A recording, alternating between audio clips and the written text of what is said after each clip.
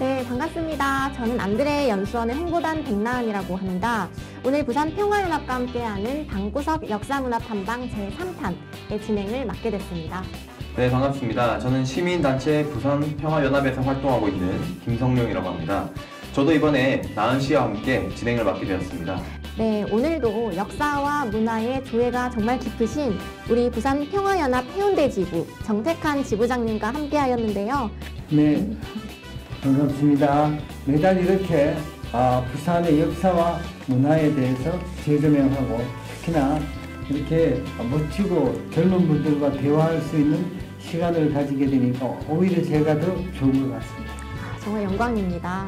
오늘은 옛날에 호랑이가 자주 출몰했던 부산의 지역에 대한 이야기를 나누어 보려고 합니다. 네, 그런데 호랑이 이야기를 한다고 하니까 갑자기 생각나는 노래가 있는데 혹시 봄 내려온다 아세요?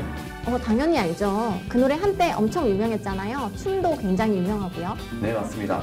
봄 내려온다는 수군가의 한 대목에서 자라가 토생원을 부른다는 게 토생원으로 발음하는 바람에 호랑이가 산에서 내려오는 내용이잖아요. 여기서 호랑이는 좀 어리숙하게 표현이 된 것 같습니다. 그런데 전래동화에서는 은혜를 갚을 줄 아는 의리 있는 호랑이도 있었던 것 같아요. 네, 맞아요. 저도 생각해보니까 호랑이가 우리 민족과 굉장히 친근한 동물이었던 것 같은데. 그렇죠. 친했겠죠. 호랑이는 우리 민족과 아주 친근한 영물이었다고 보시면 되겠습니다. 단군 신화 아시죠? 예, 단군 신화에도 호랑이가 나오고 우리가 특별히 잘 아는 서울올림픽 네. 예, 마스코트도 호돌이였죠. 평창올림픽의 마스코트는 수호랑이라고 백호에서 모티브를 가져왔다고 합니다. 네, 그래서 제가 호돌이와 이제 수호랑의 사진을 한번 준비해봤습니다. 먼저 호돌이를 보여드리겠습니다.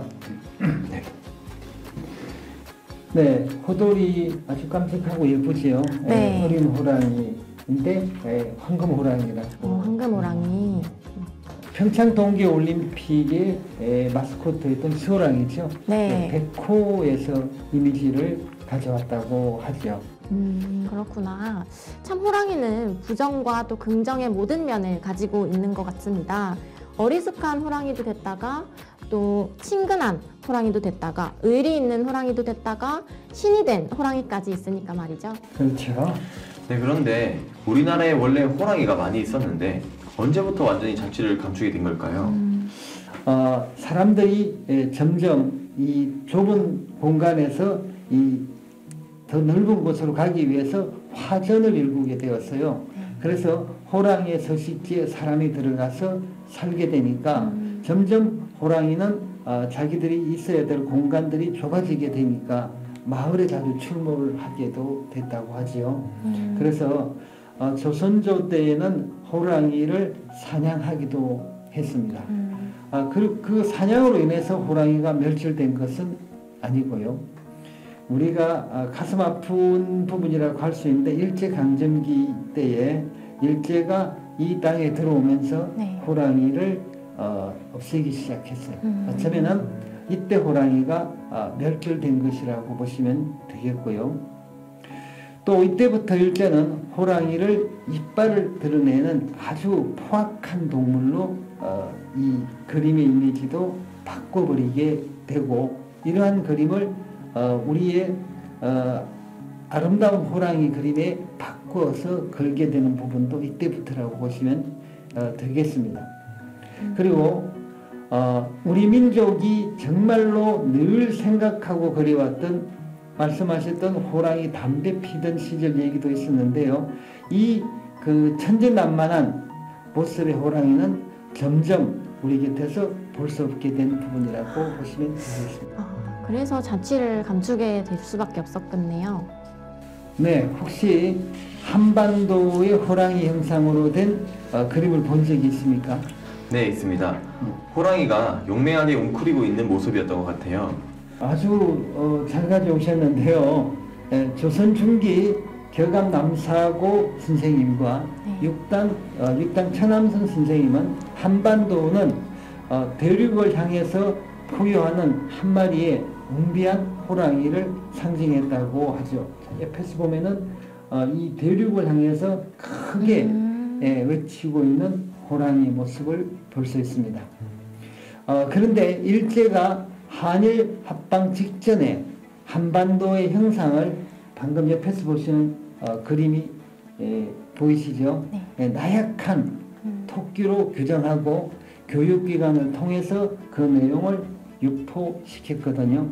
이것은 한반도는 이런 웅비한 호랑이가 아니라 나약한 이런 기운을 가진 그런 땅이기 때문에 일본이 지배를 해서 보호해줘야 된다. 그렇지 않으면 안 된다는 당위성을 알리고 또 일제 식민지의 정당론의 근거로 삼기 위해서 이런 그림을 만들어서 유포했다고 보시면 되겠습니다. 정말 일제는 우리 민족의 정체성을 무너뜨리기 위해서 정말 다양한 정책을 펼쳤다고 볼 수 있는데 어떻게 보면 호랑이도 우리 민족의 그런 애환과 그런 슬픔을 함께한 그런 동물이네요. 한반도 내 호랑이의 명맥은 끊겼지만 호랑이는 여전히 우리의 역사와 그리고 민속 그리고 언어, 문화적 상징, 특별히 우리들의 마음속에 중요한 위치를 차지하고 있다고 봅니다. 그런 것 같습니다. 그림이나 조각품 등에서도 호랑이를 소재한 게 많이 있었던 것 같습니다. 어떤 호랑이 그림이 있나요? 지금 바로 생각나는 것은 까치와 호랑이요. 그리고 까치와 호랑이 그림도 제가 한번 준비해봤습니다. 네, 이 그림의 호랑이가 진짜 우리나라의 호랑이입니다. 이 그림은 호작도라고 하는데요. 가장 한국적인 그림이다. 이렇게 보시면 맞습니다. 근데 까치와 호랑이가 어떤 의미가 있나요? 네, 아주 좋은 질문을 해주셨는데요. 이 그림은 보통 벽사기복이라고도 하는데요.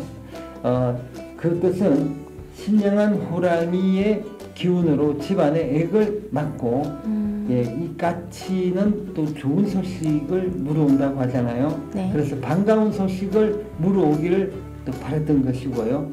소나무는 사시사철 푸르지 않습니다. 그래서 1월 정월 시작을 상징한다고 해요. 그래서 호랑이, 까치, 소나무 이 모든 것은 우리나라 사람들이 굉장히 좋아하는 소재인 것이죠. 그럼 우리 민속 신앙의 중심에도 호랑이가 있을 것 같아요. 산신도에 호랑이가 등장해요. 그래서 제가 산신도에 호랑이가 있는 그림과 또 호랑이 부적도 함께 준비해봤습니다.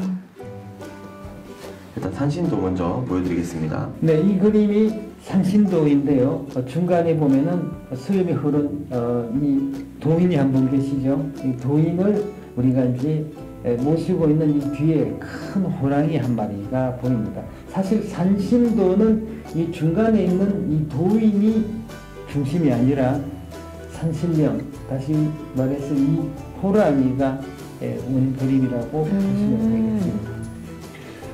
그리고 이제 부적입니다. 이 부적은 우리 각자의 몸에 보통 지니고 다니는 것이죠. 네. 우리도 우리 몸에 나쁜 기운을 줬고 좋은 일을 일어나기를 바라는 마음에서 새해에 또는 좀 어렵거나 힘든 일이 있을 때에 이 부적을 몸에 지니고 다녔습니다. 잡기와 액을 막아준다는 의미로 사용됐습니다. 네, 그런데 현실적으로 봤을 때 호랑이가 개나 고양이처럼 인간과 더불어서 살 수는 없는 존재잖아요. 왜냐하면 사람을 해칠 수 있는 아주 사나운 동물이니까 그렇습니다. 그런데 우리 선조들은 그런 호랑이를 무조건 무섭거나 또 두려움의 존재로 본 것이 아니라 굉장히 다양한 관점으로 접근을 하면서 오히려 또 친근한 동물로 여겼다는 점에서 굉장히 신선하고 재밌는 것 같습니다. 그러니까요. 용맹함과 위험의 상징이기도 하지만 또 어리숙함과 또 풍자 그리고 익살스러움, 친근함 이런 의미를 두루 가지고 있는 것 같습니다. 예, 호랑이는 여러 가지로 풍자되기도 했는데요. 호랑이는 어떤 때에는 힘과 권력 있는 탐과 놀이를 상징하는 곳에 풍자를 하기도 했고요. 또 사회 부조리가 만연했을 때는 그걸 질타하는 곳을 또 풍자하기도 했습니다. 그리고 백성들을 대변할 때에는 또 백성들이 어리석함, 천진함 이런 모습으로도 또 대변을 하기로 했죠. 나라가 또 어려움이나 위험에 빠졌을 때는 또 이 호랑이의 용맹하고 또 그 기백찬 모습으로 힘들고 지친 삶 속에 있는 민초들에게 힘과 용기를 불어넣어주는 그러면서도 늘 유머를 잃지 않는 그런 친근한 우리의 모습을 대변했다고 할 수 있습니다. 네, 정말 그런 것 같습니다. 호랑이가 많이 출몰했다는 이 호천마을에 가기 전에 더 호기심이 생기고 그리고 호천마을에 대한 궁금증이 생기는 것 같습니다. 부산은 특별히 우리가 요즘 동구지 않습니까? 이 수정산 자락을 감싸는 곳에 범일동, 그 다음에 범내골, 범천동 잘 아시는 마을이죠. 네. 많이 들었던 마을이고요. 네. 이것 역시 앞에 보면은 다 범자가 들어갑니다. 모두 호랑이와 관련된 지명이라고 보시면 되고요. 안창마을 앞을 가는 하천도 호랑이 호자가 들어가서 호계천이라고 하죠. 이 부산에도 호랑이가 많이 드나들며 살았네요. 네, 올해가 또 39번째 이 기운이 있는 흑호랑이 해이지 않습니까? 네. 호천마을과 안창마을을 찾아보는 것은 굉장한 의미가 있다고 생각이 되어요. 호랑이의 형상을 하고 있는 아주 상징적인 전설의 동물이 해태상이라고 아시죠? 네. 이 해태상은 상상의 동물인데 화재, 액, 특히나 불을 막아주는 그런 역할을 한다고 합니다. 그런데 우리 부산의 부자가 가마솥 부자인 거 아십니까? 네. 근데 이 가마솥이 산 위에 있으니까 부산이거든요. 만약에 산에 불이 붙어서 가마솥이 끓으면 큰일 나게 되겠죠. 그래서 어쩌면은 부산의 이 곳에 화재를 막아주는 역할을 하는 이런 부분을 담당하는 곳이 바로 호천, 안창마을이 아닌가 하는 생각을 해보게 됩니다. 그래서 부산의 액을 막는 신성한 곳이라고 할 수 있습니다.